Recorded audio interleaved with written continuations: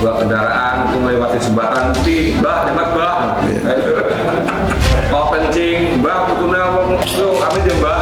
Itu termasuk syirik bukan?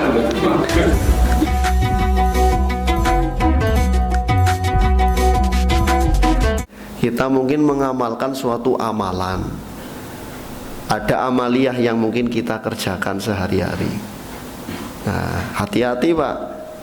Barangkali amalan-amalan yang kita lakukan, aktivitas-aktivitas yang kita lakukan malah justru membatalkan keislaman kita. Kita tidak tahu ternyata itu perbuatan syirik. Kan begitu? Ternyata itu syirik. Nah, makanya berbahaya kalau kita tidak tahu apa itu tauhid, apa itu syirik. Harus belajar Pak. Makanya pepatah Arab mengatakan araftu syarra la li syarri lakin li tawaqqihi wa man lam ya'rif al khaira minasyarri yaqa fihi. Aku belajar keburukan bukan untuk melakukannya, tapi aku belajar keburukan agar tidak terjatuh kepadanya. Nah, kita nanti belajar apa itu syirik, pembagian-pembagian syirik, definisi syirik, dalil-dalilnya, apa-apa saja macam-macam syirik. Bukan untuk kita melakukan kesyirikan, tapi agar kita terjauhkan, terhindarkan dari perbuatan syirik tersebut. Bagi seseorang untuk masuk surga, seorang bisa masuk ke dalam surga kalau dia matinya dalam kondisi bertauhid kepada Allah tabaraka wa ta'ala.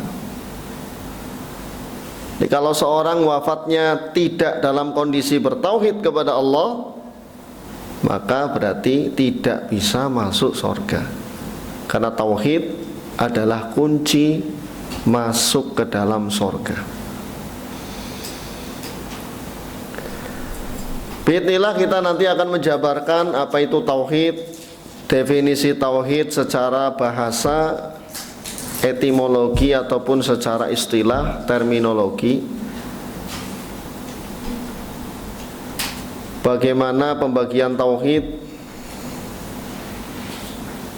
Apa itu la ilaha illallah, rukun-rukun la ilaha illallah, syarat dan konsekuensi dari la ilaha illallah, insya Allah akan kita bahas secara runut bi'idnillahi ta'ala dan sistematis.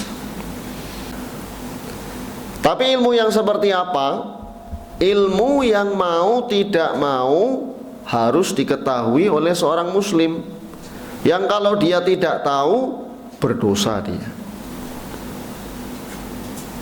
Ilmu tentang apa? Pertama tentang tauhidnya dia, akidahnya dia, meskipun secara global, rukun iman secara global, ilmu yang terkait dengan ibadah yang ia lakukan sehari-hari, bagaimana berwudu, bagaimana kalau tidak ada air, sholat itu seperti apa dari awal takbiratul ihram sampai salam, sholat ya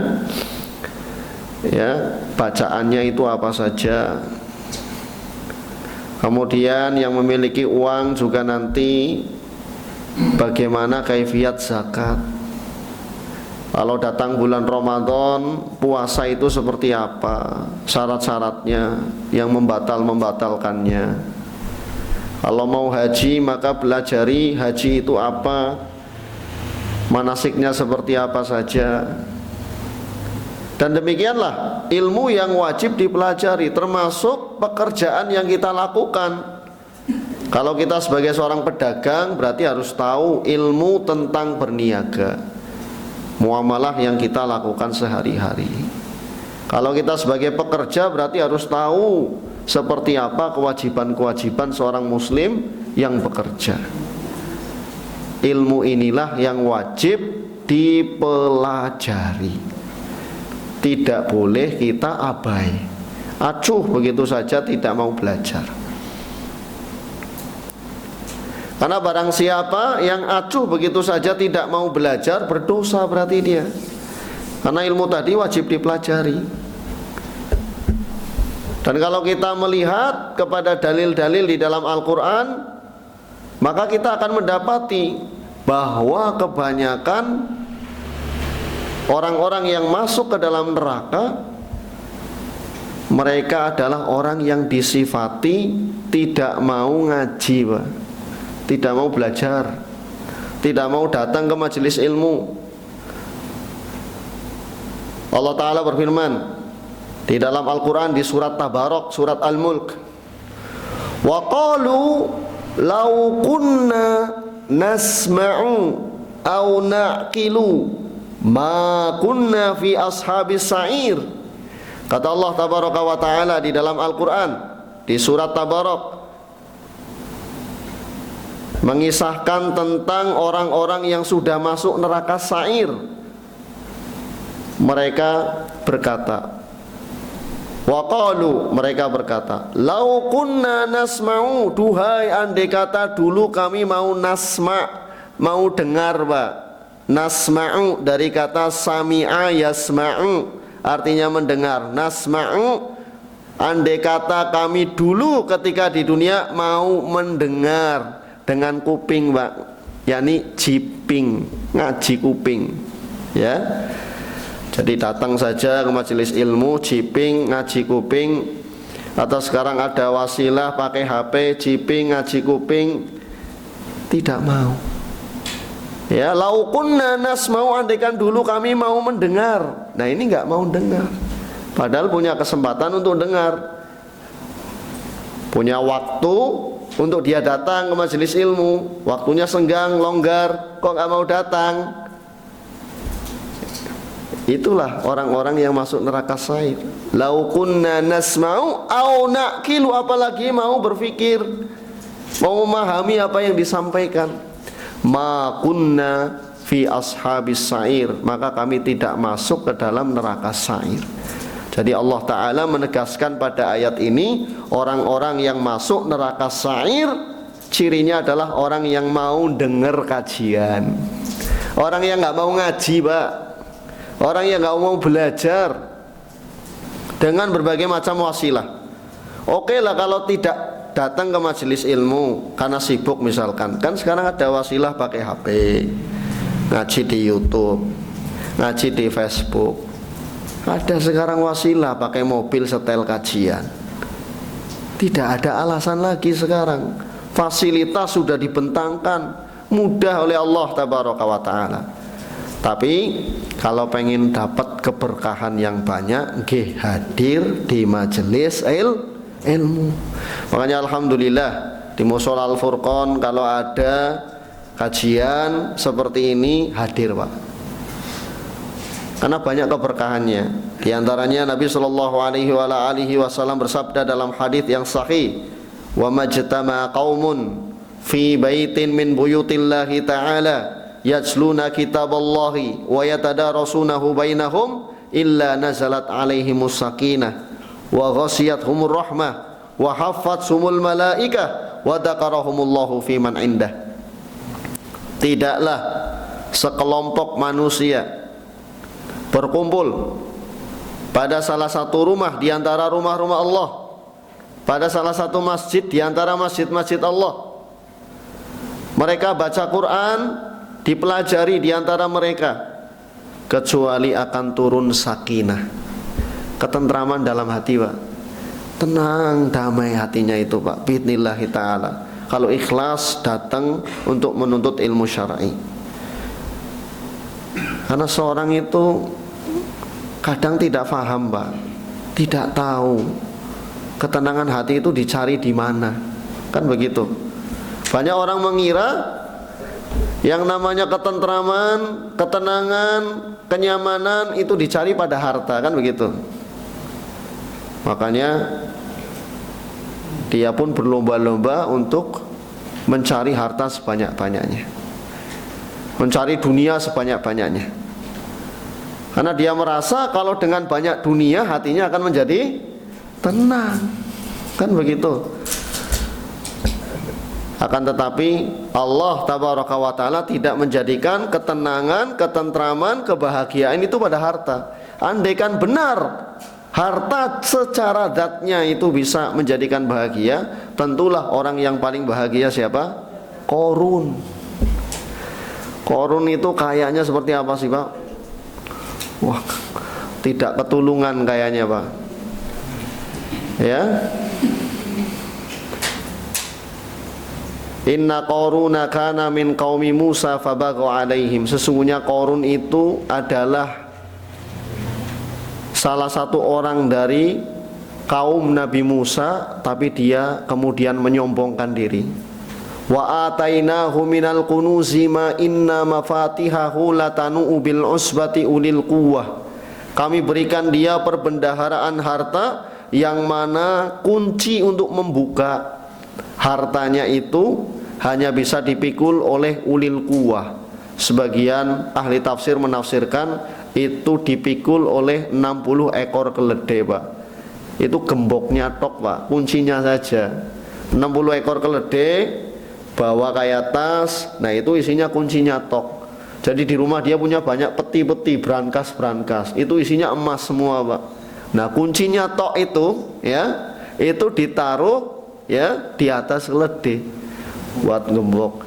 Ya, apa orang mumet begitu ya, ini gembok yang mana gitu ya. Kalau ketriwal ya nggak tahu kan gitu. Ya paling ya ditulisi ini gembok nomor 1, 2, 3. Tapi bayangkan betapa besarnya kekayaan yang ia miliki. Ya tapi ya begitu Qarun. Dia sombong, tidak mau beriman kepada Allah, tidak mau beriman kepada Nabi Musa. Fakhasafna bihi wa bidarihil ard. Maka kami tenggelamkan dia beserta hartanya ke dalam perut bumi. Allah tenggelamkan. Bahkan dalam athar disebutkan Qarun itu yatajaljal, terus menerus setiap hari itu masuk blesek ke dalam perut bumi. Itu satu tingginya orang dewasa setiap hari. Sampai katanya kalau dia sudah di dasar bumi nanti hari ya di bumi ini akan kiamat. Wallahu a'lam bishawab ya terkait athar tersebut. Yang jelas dia itu masih blesek terus sampai sekarang. Ya, na'udzubillahi min dzalik. Datang ke majelis ilmu, illa nazalat alaihimus sakinah, kecuali datang kedamaian, turun tentram hatinya. Datang ke masjid. Wa ghasiyatumur rahmah, akan diliputi rahmat. Jadi rahmat Allah akan dicurahkan. Kita sangat butuh rahmat Allah, Pak. Tidak bisa kita sedetik saja ya tanpa rahmat Allah. Nah, kalau kita ingin dapat banyak rahmat Allah, datang. Karena wa ghasiyatuhumur rahmah, diliputi, ghasiyat. Berarti rahmat Allah itu meliputi banyak turunnya, Pak. Di mana? Di majelis ilmu. Wa haffatsumul malaika, akan dikitari oleh malaikat yang disebut dengan as-sayyahun. Jadi ada malaikat yang Allah tabaraka wa ta'ala khususkan untuk traveling, Pak. Untuk jalan-jalan ke muka bumi ini. Ya, tapi jalan-jalannya bukan dalam rangka healing, Pak. Jalan-jalannya mereka terbang untuk mencari majelis-majelis ilmu. Jadi di mana ada majelis Quran, ada majelis ilmu, malaikat tadi terbang kemudian ya hinggap ataupun ya kemudian ya, singgah di situ, merundukkan sayapnya, mendoakan setiap yang hadir agar diampuni oleh Allah. Nah, sekarang kalau badai tanglet, Pak. Doanya kita sama doanya malaikat mandi mana, Pak? Ya mustajab mana, Pak? Malaikat. Ya. Doanya kita sama doanya malaikat mustajab doanya malaikat. Makanya kalau ingin didoakan oleh malaikat datang ke majelis ilmu.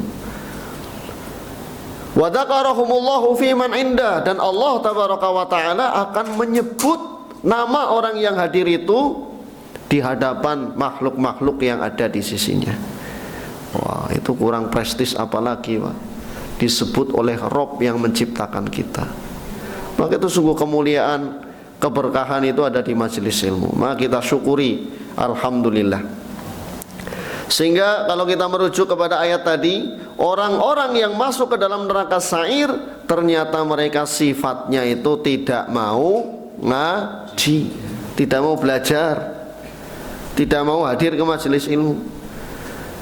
Au naqilu, apalagi mau memperhatikan, mau memahami, mau mencatat. Mau datang jiping saja nggak mau, apalagi mau nyatat kan gitu. Udah jiping saja datang itu sudah berkah, apalagi mau nyatat, memahami apa yang disampaikan. Ma kunna fi ashabis sa'ir, tentu kami tidak akan masuk ke dalam neraka sa'ir.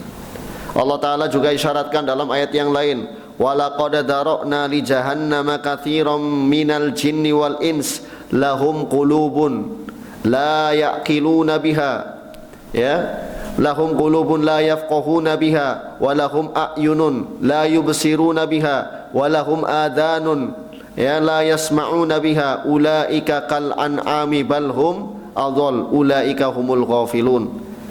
Dan sungguh telah kami sediakan bagi neraka jahanam mayoritas dari kalangan jin dan manusia. Mereka punya hati tapi tidak mau menggunakannya, punya akal tapi tidak mau dipakai.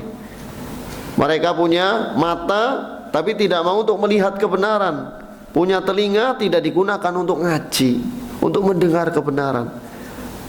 Mereka seperti binatang ternak, bahkan lebih jelek lagi, bahkan lebih buruk lagi. Itu perumpamaan orang yang nggak mau ngaji di dalam Al-Quran, Pak, seperti hewan ternak. Na'udzubillahi min dzalik. Karena barang siapa yang wafat dalam kondisi menyekutukan Allah, tidak bertauhid kepada Allah, berarti dia kafir atau musyrik, maka dia akan mendapatkan ya minimal 10 macam kebinasaan yang akan dia dapatkan di akhirat. Orang yang mati dalam kondisi musyrik, dalam kondisi kafir, maka dia akan mendapatkan 10 kebinasaan.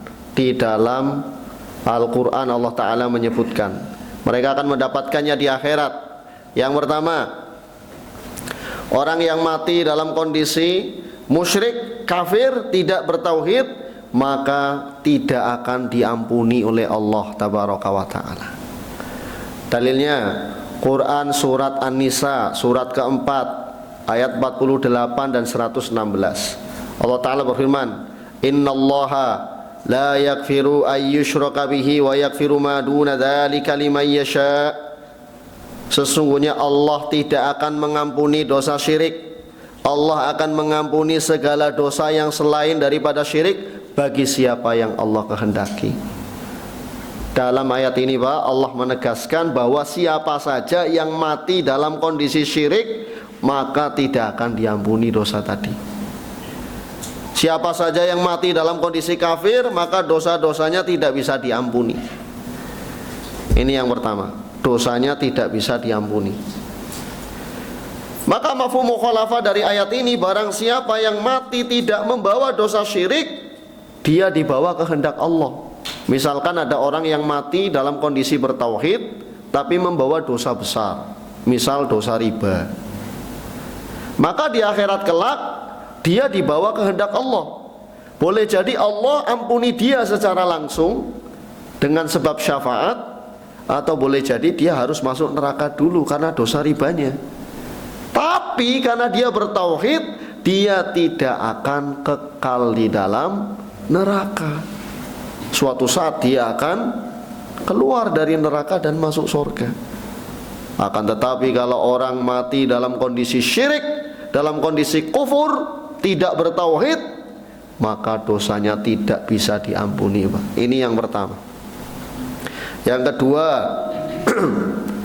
yang ketiga, yang keempat, Allah Ta'ala sebutkan dalam Quran surat Al-Maidah surat yang kelima ayat yang ke-72, innahu may yusyrik billahi faqad harramallahu alaihil jannah wa ma'wahun nar wa ma lidzalimina min ansar.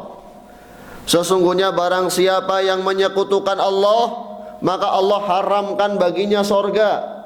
Gak bisa masuk sorga, Pak. Yang kedua, Pak, dosa-dosanya gak diampuni, ya, tidak bisa masuk sorga, diharamkan masuk sorga, Pak. Kalau haram masuk sorga berarti tempat kembalinya kemana, Pak? Neraka. Wa ma'wahun nar, tempat kembalinya neraka. Wa ma lidzalimina min ansor, dan tidak ada yang bisa menolongnya, tidak ada yang bisa memberinya syafaat, Pak. Bahkan Nabi Muhammad SAW sekalipun tidak bisa memberinya syafaat. Ya, bahaya, Pak. Yang kelima, bukan hanya masuk ke dalam neraka, tapi juga kekal di dalam neraka. Na'udzubillahi min dzalik. Allah Ta'ala tegaskan dalam Quran surat Al-Bayyinah ayat yang ke-6.